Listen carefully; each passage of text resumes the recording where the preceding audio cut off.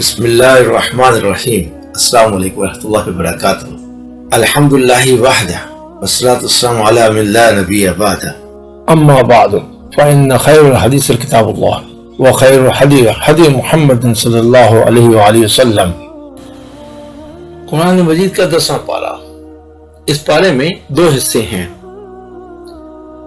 Number 1 سورہ انفال کا بقیہ حصہ اور نمبر 2 سورہ توبہ کا ابتدائی حصہ۔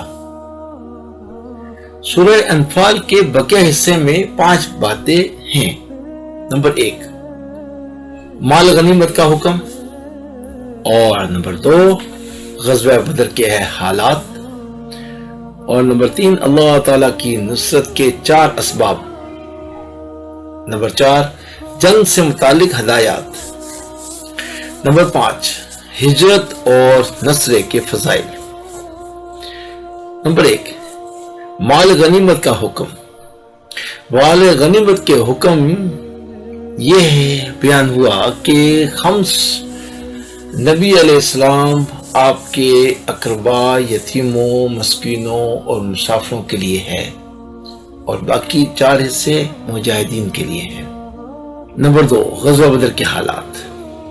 اس میں نمبر 1 کفار مسلمانوں کو اور مسلمان کفار کو تعداد میں کم سمجھے، اور ایسا اس لیے ہوا کہ اس جنگ کا ہونا اللہ کے ہاں طے ہو چکا تھا۔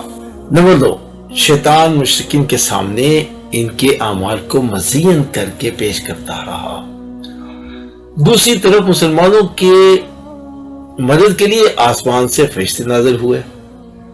نمبر 3 قریش غزوہ بدر سے ذلیل و خوار ہوئے۔ اچھا، نمبر 3 اللہ تعالیٰ کی نصرت کے 4 اسباب۔ اس میں نمبر 1 ہے میدان جنگ میں ثابت قدمی۔ نمبر 2 اللہ تعالیٰ کا ذکر کثرت سے کرنا۔ نمبر 3 اختلاف اور لڑائی سے بچ کر رہنا۔ نمبر 4 مقابلے میں ناموافق امور پر صبر کرنا۔ نمبر 4 جنگ سے متعلق ہدایات۔ دشمنوں سے مقابلے کے لیے مادی، عسکری اور روحانی تینوں اعتبار سے تیاری مکمل رکھیں۔ نمبر 2 اگر کافر صلح کی طرف مائل ہوں تو صلح کر لو۔ نمبر 5 ہجرت اور نصرت کے فضائل۔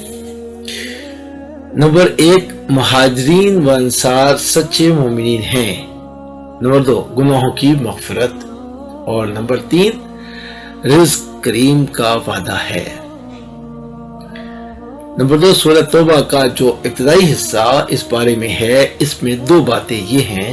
اس میں نمبر 1 مشرکین اور اہل کتاب کے ساتھ جہاد۔ مشرکین سے جو معاہدے ہوئے تھے ان سے برات کا اعلان۔ مشرکین کو حج بیت اللہ سے منع کر دیا گیا، اہل کتاب کے ساتھ قتال کی اجازت دی گئی۔ نمبر 2 مسلمانوں اور منافقوں کے درمیان امتیاز۔ منافقوں اور مسلمانوں میں امتیاز کرنے والی بنیادی چیز غزوہ تبوک بنی۔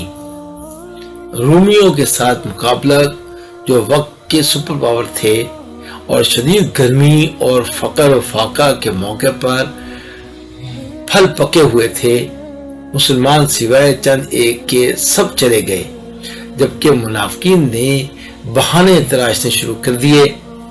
پارے کے آخر تک منافقین کی مذمت ہے، یہاں تک کہ فرما دیا کہ اے پیغمبر صلی اللہ علیہ وآلہ وسلم، آپ ان کے لیے 70 بار بھی استغفار کریں تو بھی اللہ تعالیٰ ان کی مغفرت نہیں کرے گا، اور اگر ان میں کسی کا انتقال ہو جائے تو آپ اس کی نماز جنازہ بھی نہیں پڑھیے گا۔ پھر ان مسلمانوں کا بھی ذکر ہے جو کسی عذر کی وجہ سے اس غزوہ میں نہ جا سکے۔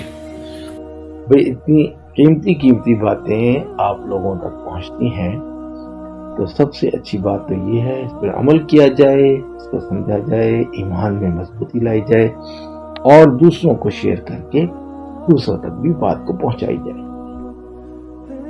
اللہ کسی کی زندگی کو بھی آپ کے ذریعے سے بدل سکتا ہے، اور اس میں آخرت میں آپ کے لیے انعام ہی انعام ہے۔